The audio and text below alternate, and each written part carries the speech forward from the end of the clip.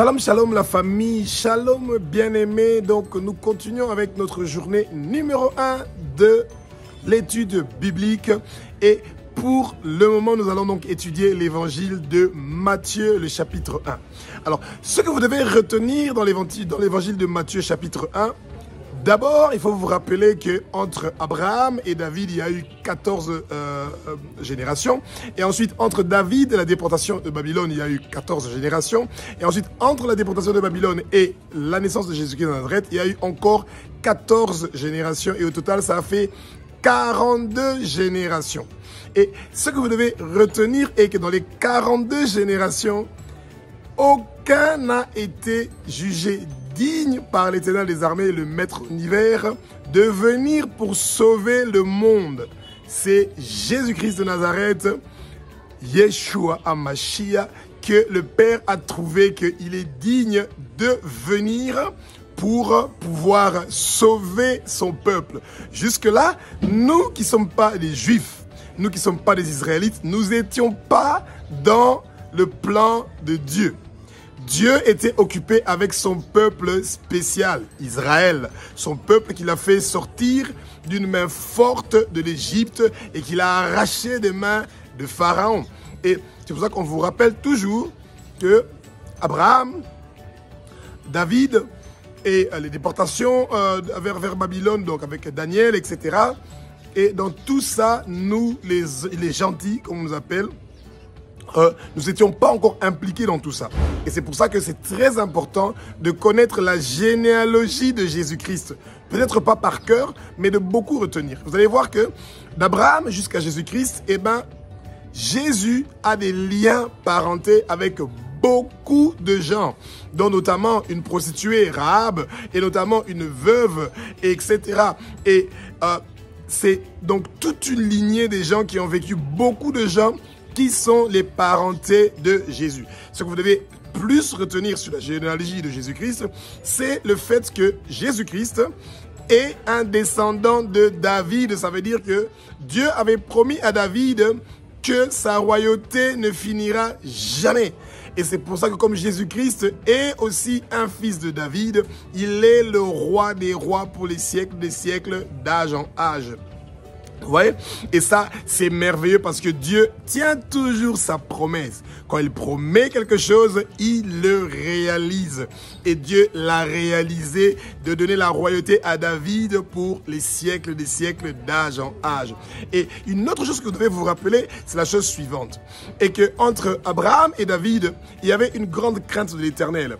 Et la rébellion a pris Israël. C'est pour ça que Dieu a arraché Israël, donc il les a arraché le pays et les a envoyés en déportation à Babylone parce que comme ils voulaient absolument adorer notre Dieu, il les a envoyés vraiment où ils peuvent adorer notre Dieu et éviter d'énerver Dieu.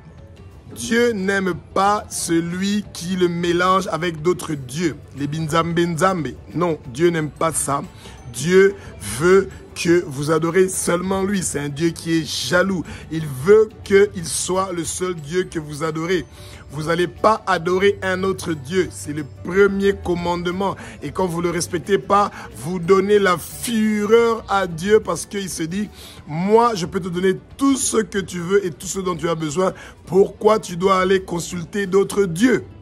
Et c'est ça que Israël faisait. Son peuple spécial qui partait consulter d'autres dieux qui ne peuvent pas faire du bien ni du mal. Alléluia, alléluia, alléluia, alléluia. Alors, la deuxième chose que vous devez retenir de l'évangile de Matthieu, c'est comment Jésus-Christ de Nazareth est né. Alors là, c'est très important. S'il y a un miracle que Dieu a fait au monde, un miracle merveilleux, c'est celui de faire enfanter une vierge qui s'appelle Marie par la facilité du Saint-Esprit. Et donc, Marie n'a pas conçu par la semence d'un homme. Non. C'est Dieu qui s'est chargé lui-même de ça, de façon qu'il y ait une création en Marie pour qu'elle puisse avoir donc un fils qu'on lui avait déjà prévenu qui va s'appeler Jésus le Sauveur. Alors, ce qui est intéressant de savoir, Marie est un être humain comme vous et moi. Et le Saint-Esprit, celui qui a facilité donc la création de Jésus-Christ, donc en tant qu'homme, eh ben le Saint-Esprit est Dieu. Et c'est pour ça que Jésus était un être humain comme vous et moi, et en même temps, Jésus était Dieu. Il était être humain en même temps sur terre et en même temps il était Dieu.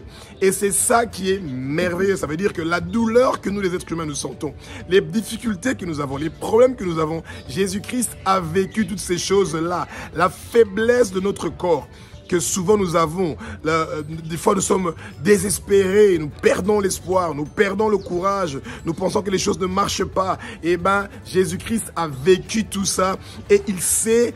Quand nous lui demandons d'avoir la compassion envers nous, il sait ce que nous vivons parce qu'il a vécu ça.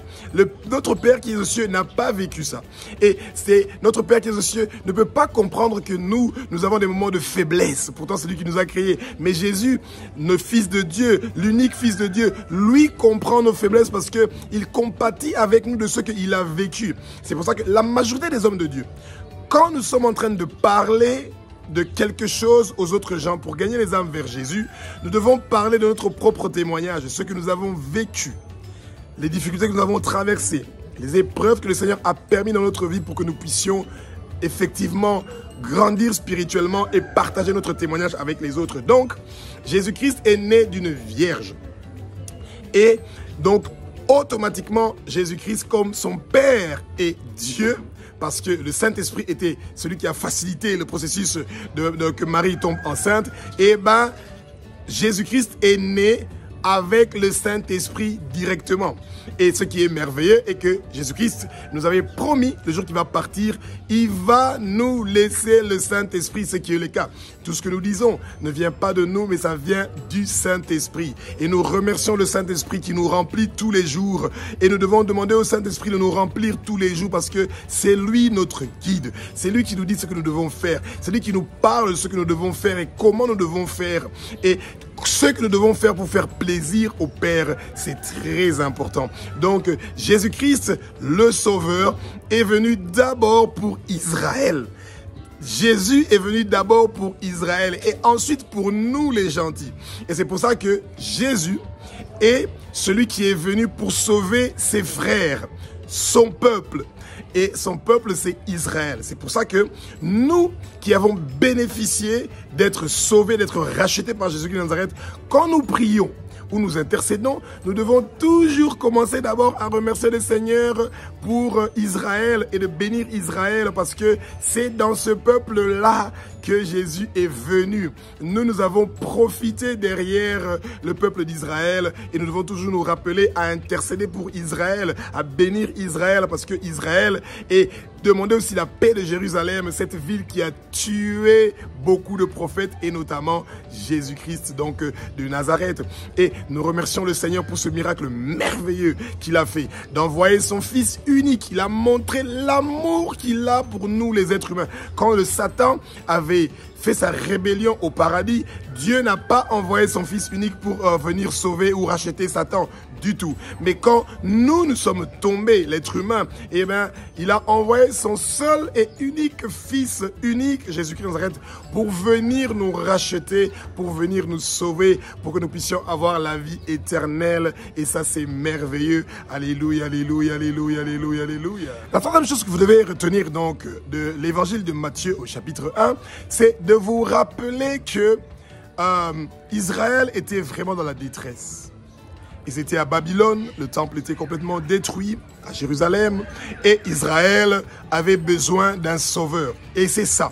Nous tous qui sommes dans le monde entier, nous avons besoin d'un sauveur.